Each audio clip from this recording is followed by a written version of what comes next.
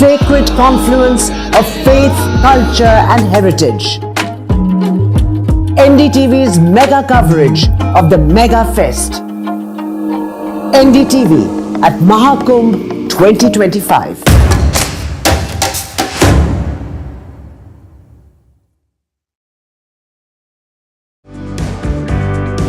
Today, we are in conversation with a person who is transforming the future of payments and trucking industry. Trucking is actually what drives majority of goods movement globally. An average driver is actually driving 150,000 miles a year. Most important thing is to help small businesses in better earnings for their drivers. All human history is a timeline of exploration. I'm an explorer at heart.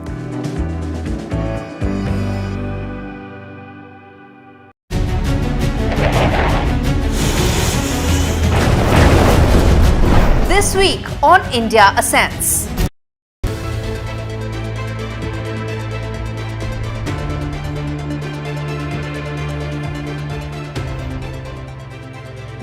Hello and welcome. This is India Ascends. I'm Gaurie Dwivedi. It's a brand new year and a brand new start to India Ascends. Before we get you the headlines, this Friday evening, the QR code, viewers, that is coming on your screens is what you need to scan to get all the stories, perspectives and big interviews that matter to the global Indian. First up, headlines this Friday evening. From supporting the junta to openly backing rebels fighting it, India Ascends exposes China's carrot and stick policy in Myanmar that is behind the present mess of the country. India ramps up security along crucial Siliguri corridor ahead of Islamabad's first military drills in Bangladesh since the 1971 Liberation War. Creation of new counties will neither have a bearing on India's long-standing and consistent position regarding our sovereignty over the area, nor lend legitimacy to illegal and forcible occupation of the same. New Delhi hits back after China's fresh attempts to make changes around the boundary. India rejects China's two so-called new counties with large parts of India's Aksai Chin territory in it. From economy to geopolitics, India Ascends decodes what all will be New Delhi's priorities in the new year. And 2025 turns out to not be such a happy new year for Justin Trudeau. Caucus wants the Canadian Prime Minister to resign while public trolls Trudeau on his New Year break. And after 5 years of COVID outbreak, unconfirmed reports of a new pneumonia outbreak in China goes viral, puts the world on tenterhooks. 5 years on, is the world truly prepared to handle any pandemic?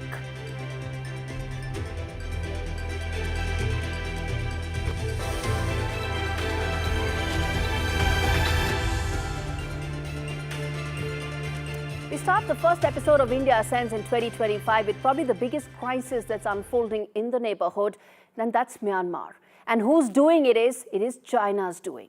The situation in Myanmar has reached a boiling point as ethnic armed organizations like the Arakan Army have gained the upper hand in the ongoing conflict.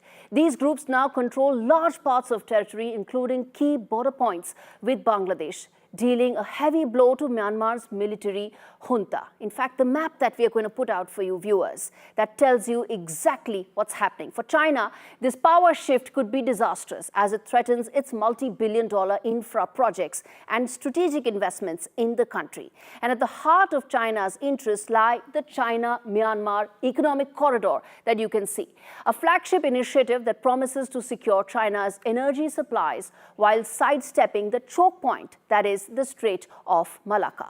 But most think that Beijing is really part of the problem. Its support for the military junta after the 2021 coup, being the single largest provider of arms to the junta and trying to mainstream the brutal army have all contributed the mess that Myanmar is in right now. But that's only half of the complex geopolitical game.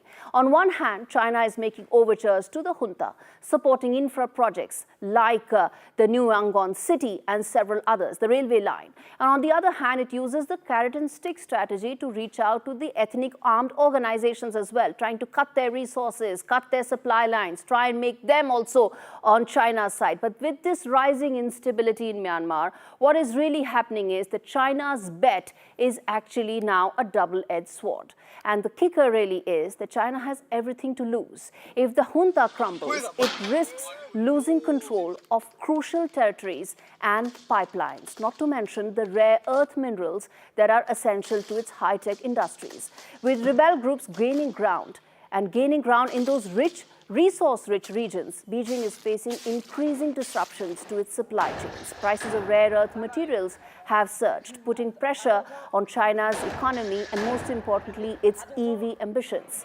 In northern Shan state, meanwhile, Chinese investment projects are now under the control of rebels and People's Defense Forces, further complicating China's plans. These groups now hold the geopolitical leverage. They dictate the terms of trade and military influence along Myanmar's border with China, none of which is what Beijing really anticipated when it started getting into this Myanmar mess. And as the situation continues to spiral, China finds itself between a rock and a hard place. It is caught between supporting the embattled junta and maintaining a relationship with the increasingly powerful rebels with which it has no hold on. And it's not just Myanmar. The ripple effects are actually being felt in the entire region, including in India.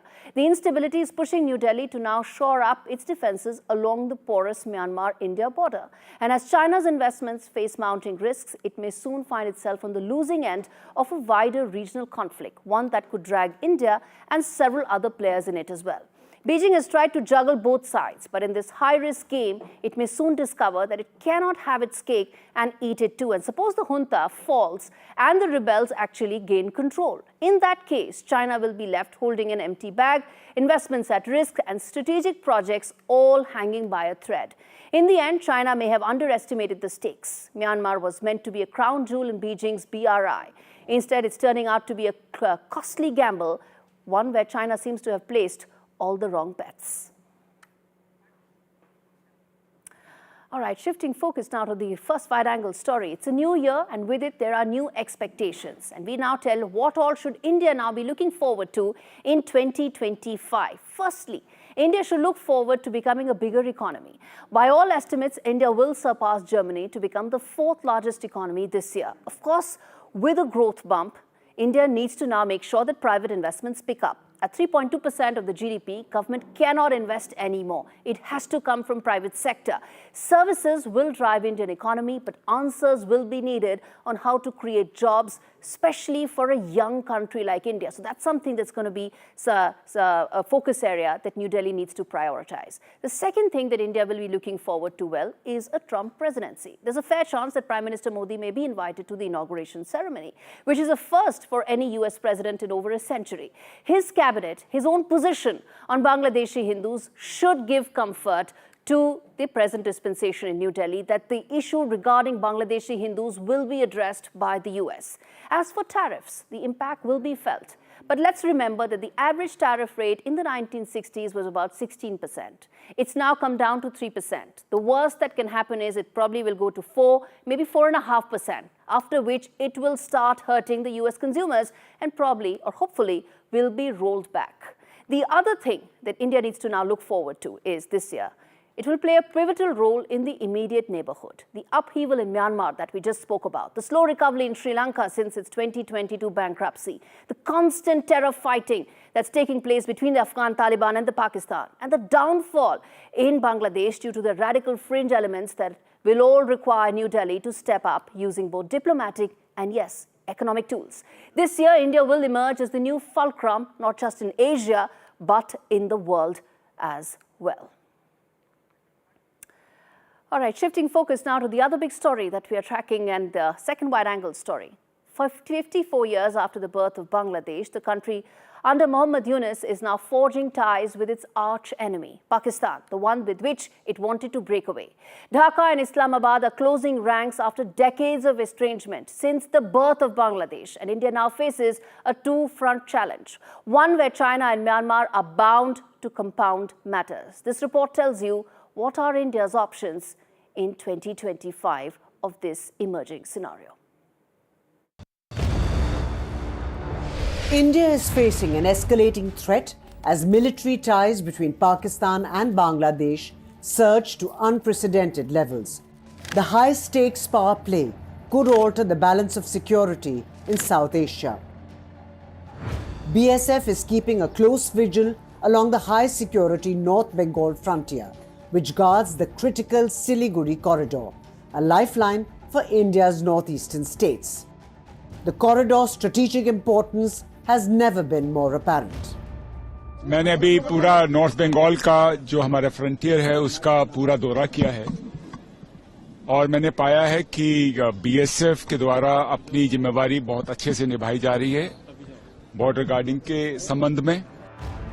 It is the heartbeat of India's northeastern defense, with Pakistan and Bangladesh forging an increasingly dangerous alliance. India has no choice but to ramp up its security. This region is now ground zero in a growing regional security crisis. In a shocking development, Pakistan's Joint Chief of Staff, Lieutenant General Sahir Shamshad Mirza, is scheduled to visit Dhaka, the first such visit in over half a century. The move signals a dramatic shift in regional geopolitics as old enemies seem to be converging in ways that could have far-reaching consequences. The embers of old conflict, dating back to the bloody 1971 Liberation War, are being reignited. Pakistan and Bangladesh, once fierce adversaries, are now inching towards an alliance. The momentum for this shift began in Cairo, where Pakistan's Prime Minister Shahbaz Sharif met with Bangladesh interim leader Mohammad Yunus. Details of their talks remain secret, but the implications are clear. Old wounds are being mended, and a new, more dangerous alliance is emerging. But the danger doesn't stop here. In February, Pakistani soldiers will train Bangladeshi forces for the first time since the 1971 war. To make matters worse, Bangladesh's Navy will participate in Pakistan's Aman maritime exercise. The move speaks volumes about the growing military alignment between the two nations. But perhaps the most alarming development is Pakistan's recent arms deal with Bangladesh. In August 2023, Islamabad supplied Dhaka with 60 tons of RDX and ammunition.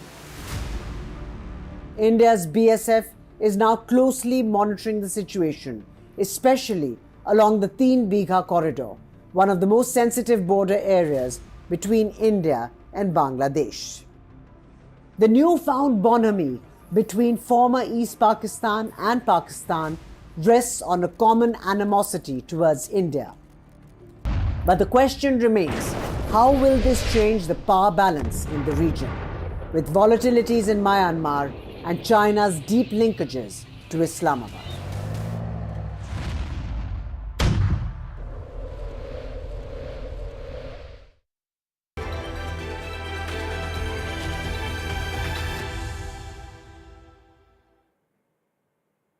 First inside story on the show. Is history about to repeat itself? In a move that's raising eyebrows across the globe, tensions are rising. China has ramped up its monitoring of respiratory diseases just as winter sets in. Why? Because there are cases of pneumonia from unknown origins already creeping upward. The question that everybody is asking now is this the start of another COVID-like crisis? China's National Defense Disease Control and Prevention Administration has announced that it's piloting a new system to track pneumonia and other respiratory infections. But there are concerns, and there should be, because there are parallels to the early days of the COVID-19 virus in 2020 and late 2019, when China's lack of timely information set the stage for a global pandemic that took millions of lives, disrupted life and livelihood. all of which that China could have prevented just by telling on time, which is why the world is wary this time around. Just like the early days of COVID-19, the lack of detailed information is now causing alarm. Data recently released shows an uptick in respiratory infections, particularly among children under the age of 14, mostly in northern provinces. Authorities are trying to downplay that, exactly how they did 5 years back, because till this day, it still remains unclear if the genesis of the COVID-19 virus was in fact China's animal markets. As the news spreads, reminiscent of the COVID-19 scare, 5 years ago, people are asking, will China be caught flat-footed again? And most importantly, will this time around it will be transparent, tell the world what is happening and ensure that the world is better prepared, unlike 2020. All right, on that note, we slip into a very short break. We come back on the other side with our top voice on the show, the UN Special Rapporteur for Myanmar, talking about what all is set to happen in Myanmar and how China's influence is actually muddying the waters more. Stay with us.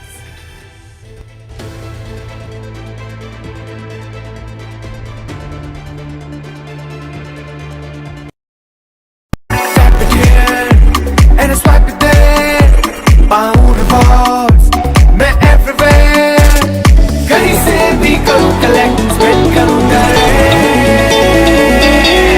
Download any single ID partner app, link your card and earn reward with top rank. Get it free with single ID.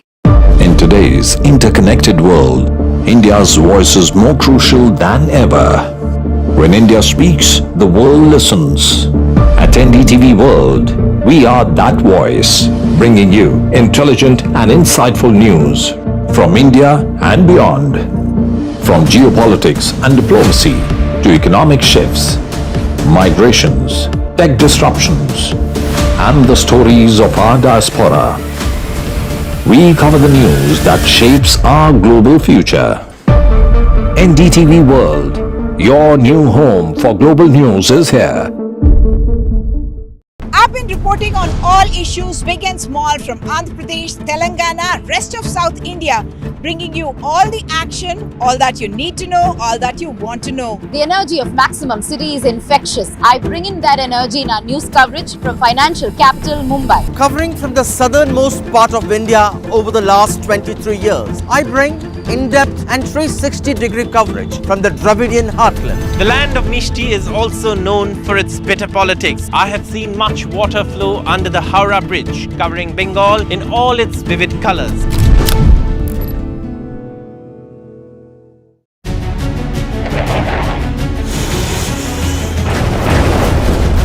This week on India Ascends. China's stick and carrot support to both Myanmar's junta and rebels exposed. India ramps up border defenses in the face of joint Pakistan-Bangladesh threat.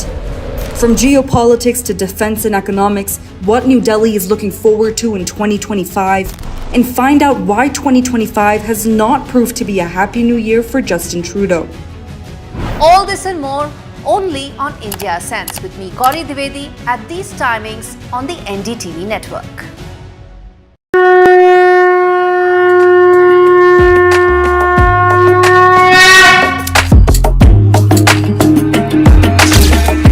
Mahakumbh, a festival of faith, the world's biggest spiritual festival, the divine dip at the spiritual Sangam, a sacred confluence of faith, culture and heritage. NDTV's mega coverage of the Mega Fest. NDTV at Mahakumbh 2025.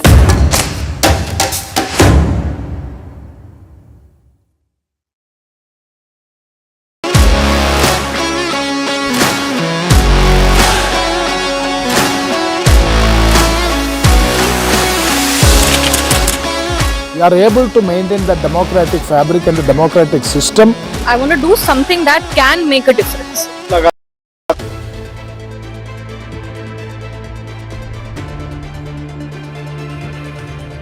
Welcome back. You're watching India Ascends. As said, the top voice this week is the UN Special Rapporteur for Myanmar, Thomas Andrew, speaking to us about what really is unfolding in Myanmar. Mr. Andrew, thanks much for taking out the time and speaking to me on India Sense. Let me start by asking you, firstly, what do you think is China's role in the mess that Myanmar is in right now? It's a very good question, and of course we need to see. China has a great deal at stake, both in terms of its business interests and the fact that it's very significant border interests with Myanmar. They've been engaging with all players most recently. They have a lot to lose in this in a conflagration right across their border, and they recognize that, and they've been working to try to address it. On the one hand, the opposition, the resistance through the National Unity Government is represented in the United Nations General Assembly. They have that seat. The Myanmar seat is held by someone who is very much opposed to the military junta. That is an encouraging sign, and the only reason that is possible is because of China, as a member of the Credentials Committee, has not objected to that. So that's a very positive step forward. On the other hand, China is the second largest source of weapons for the military junta in the world. So we have a complex situation, but we have the fundamentals for China, namely the great stake that they have in a stable border over in Myanmar, and the business interests that they have in Myanmar create significant incentives for them to try to be a force for stabilization and security in that region. We'll see. I mean, I know that discussions have been held with a variety of the players on the ground. Yes. Some have worked out, some have not. But certainly the fundamental is that China has a great deal at stake in what's going on in Myanmar. Okay. The junta has said that they're going to hold an election right now. Is that possible under the present situation?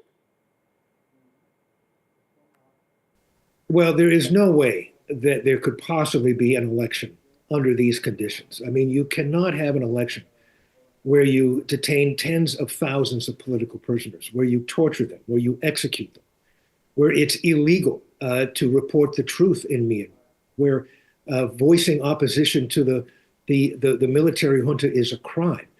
I mean, it's ludicrous, not to mention the fact that there's a huge conflict going on in the country.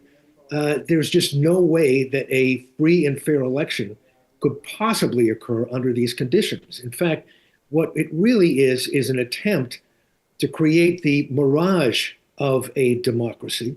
And the reason it's important for the junta to try to pull this off is because, listen, they need three things to survive. They need money, they need weapons, and they need legitimacy. They've been losing access to weapons. Their sources of weapons have dropped by a third over the course of the last year. They're having very, very difficult time getting access to financing, and certainly legitimacy is a third area that they believe they could try to make headway on with respect to having an election later this year. I think it's really important for the nations of the world to call this so-called election what it really is, namely a fraud, and that particularly democracies of the world make it clear that you cannot possibly have an election, a free and fair election, under these conditions, and to be pushing and advancing the fundamentals of what a free and fair election is, and the ingredients to such a free and fair election, and the clear evidence that none of those conditions exist right now. I think we have to be very firm and clear that we reject this notion of an election in Myanmar under these conditions as an international community. Myanmar affects Bangladesh, China, India, the entire region. And now you have Bangladesh Army Chief relying on China to address the Rohingya crisis. But one would say China is part of the problem. Do you see such overtures making matters worse? Well, I think the first and foremost, I think we all have to recognize that things are getting worse. And that what is being attempted at this point, whether it be China or really anybody else, is not working. We need a change of course.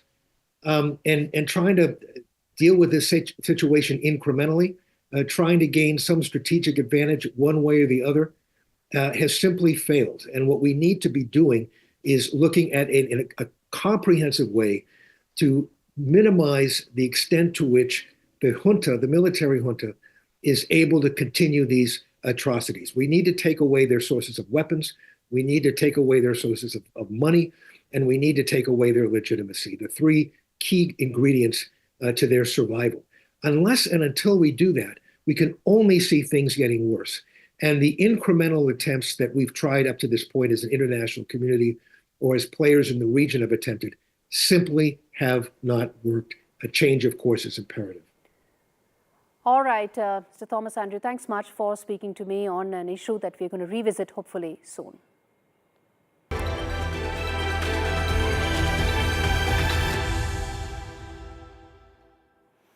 All right, second inside story on the show. Justin Trudeau didn't have a good 2024. It even ended on a bad note for him. Take a look at this report that tells you why 2025 could be even worse for the Canadian Prime Minister.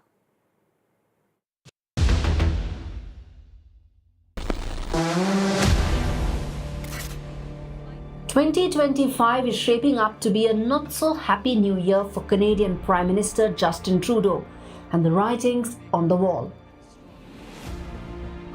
A new poll from Nanos Research shows the federal Conservatives holding a commanding 47% support, far outstripping the Liberals, who are stuck at just 21%. Jagmeet Singh's NDP are closing in with 17%. As if that's not enough, his political house of cards is well on its path to collapse. Liberal MP George Chahal has joined the chorus of voices calling for the Prime Minister to step down just months ahead of the 2025 federal election.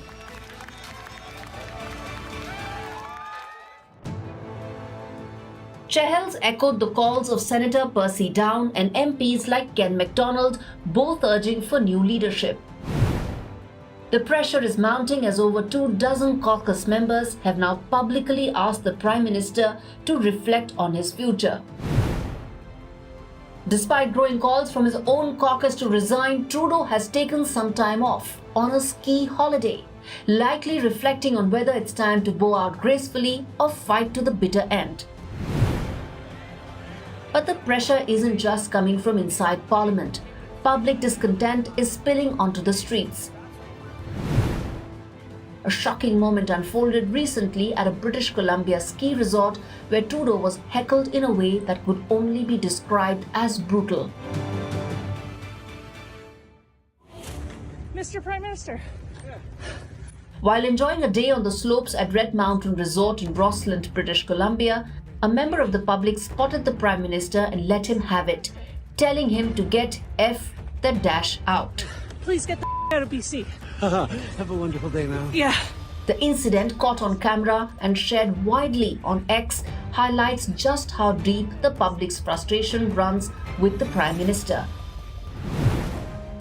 With his political future now hanging in the balance, it's clear that Trudeau is now facing the fight of his life.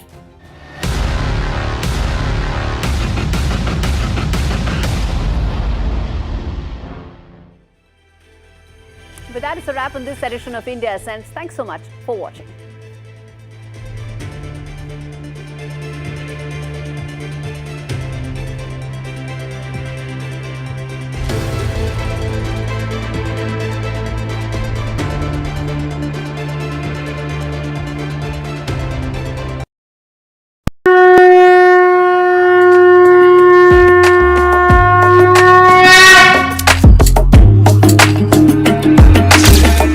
Mahakumbh, a festival of faith, the world's biggest spiritual festival, the divine dip at the spiritual Sangam, a sacred confluence of faith, culture and heritage. NDTV's mega coverage of the Mega Fest. NDTV at Mahakumbh 2025.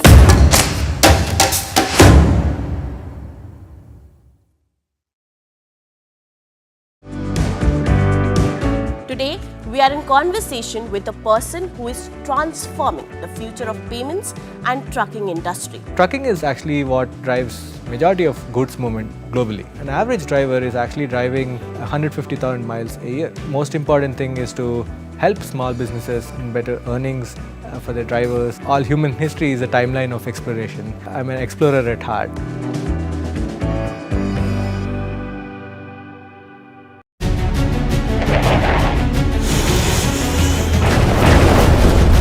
This week on India Ascends.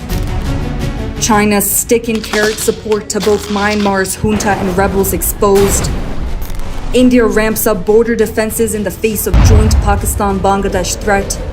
From geopolitics to defense and economics, what New Delhi is looking forward to in 2025, and find out why 2025 has not proved to be a happy new year for Justin Trudeau.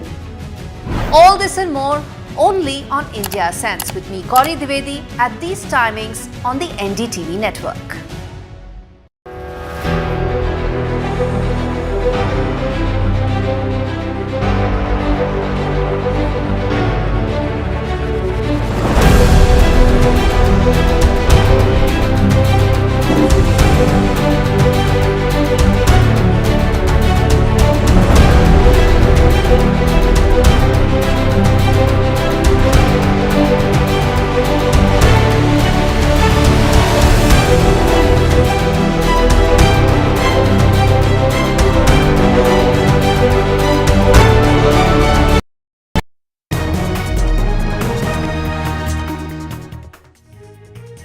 To the Southern View, I'm Veera Raghav. Lots lined up on the show this evening, including that political exchange in Karnataka over the fare hike in buses. But first, let's take you through the top headlines we're tracking this hour. Actor Allu Arjun is granted regular bail by a Hyderabad court as anticipated. The actor was on a 4-week bail granted by the Telangana High Court. A war of words between the Prime Minister and Arvind Kejriwal after the Prime Minister declared AAP a disaster at a public meeting in Delhi. Kejriwal hits back and says the AAP is a blessing and not a disaster. India confirms that it has received an extradition request from Bangladesh for ousted Prime Minister Sheikh Hasina, who fled to India. What next in this delicate diplomatic dance between Delhi and Dhaka? Season's worst fog disrupts flights in the north. Nearly 250 departures delayed in Delhi. Flight operations in Amritsar, Chandigarh and Guwahati also affected. It's likely to have a domino effect across the country.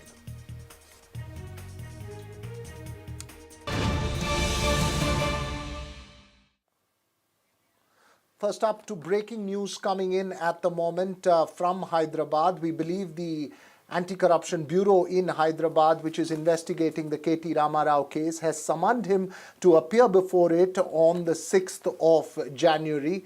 The ACB summons BRS leader and former minister KT Ramarao in the Formula E controversy. That's the news that's coming in from Hyderabad on a day when actor Allu Arjun has also been granted bail by a Hyderabad court in the Sandhya Theatre stampede case. The actor, remember, is out on a 4-week bail granted by the Telangana High Court after he moved it to quash the FIR against him soon after his arrest. Uma Sudhir, my colleague who's been tracking both these developments closely, joins us live from Hyderabad. Uma, first to the KT Ramarao Formula E controversy, the ACB summons. Obviously, the BRS would seek legal recourse. That would be a politically important case to watch out for in Telangana.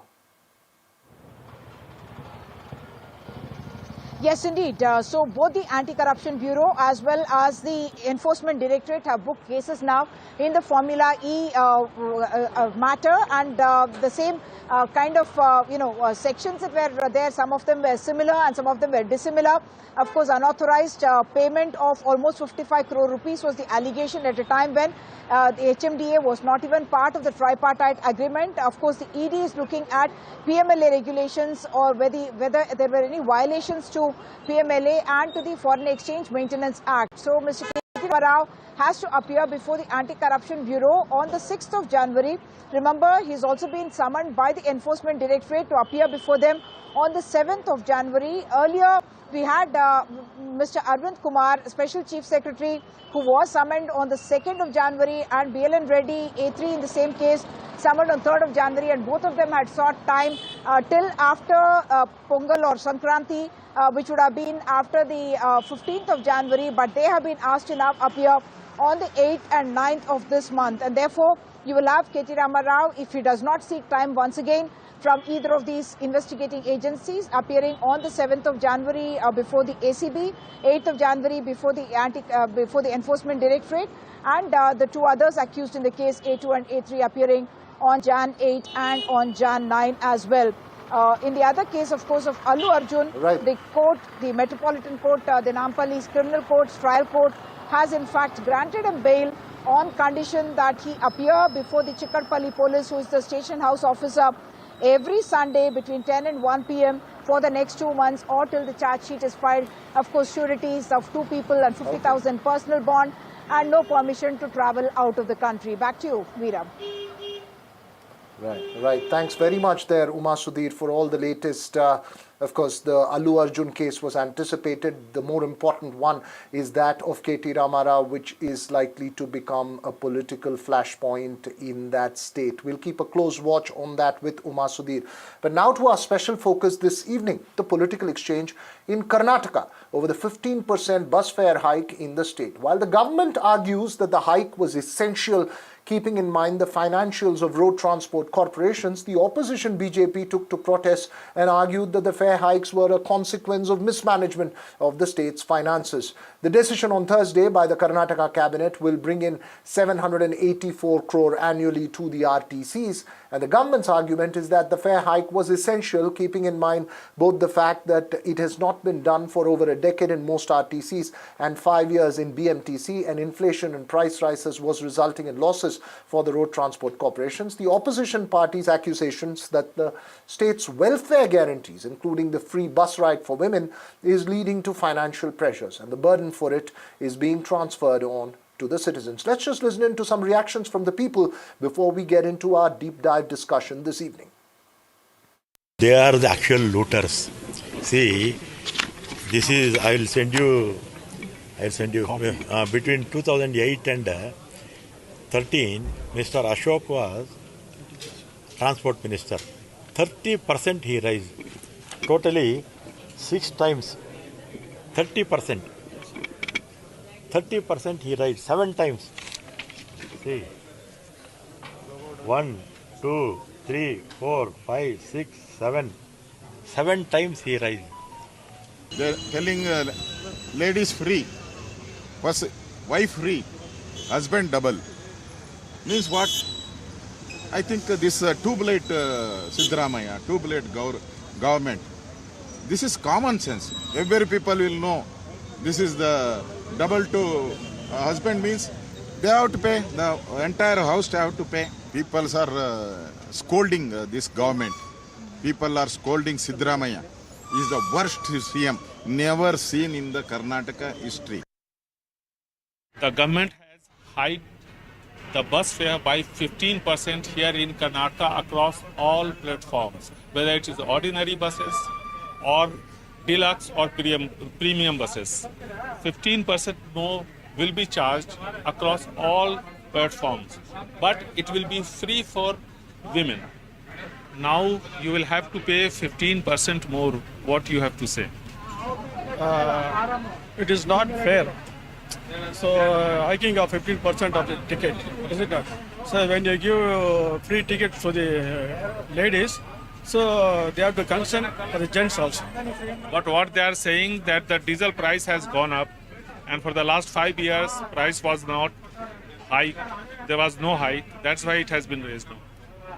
It's all in the government's hand, is it not? So we cannot say we cannot depend upon the petrol or diesel hike. When the government decides, so they can do anything. So the reaction is that the daily commuters, they want that the price should be reduced because they are not willing to pay 15% more because there is a price rise almost everywhere. But the government is saying that they have no choice. For the last 5 years, price has not been the fare was not hike. There was no hike in the fare. So now they have no choice but to hike the fare, and that is why 15% fare has been raised. From 5th of this month, they will have to pay 15% more, whether they are traveling by an ordinary bus or a deluxe bus, or they are traveling by premium buses. With camera person Kumar, Nehal Kidwai for NDTV. Well, so the question this evening, is this just a just and fair fare hike? Or is it a consequence of expenditure on the state's welfare schemes and financial mismanagement as alleged by the opposition? Joining me this evening is respected economist and public policy expert Professor Narendra Pani. We will also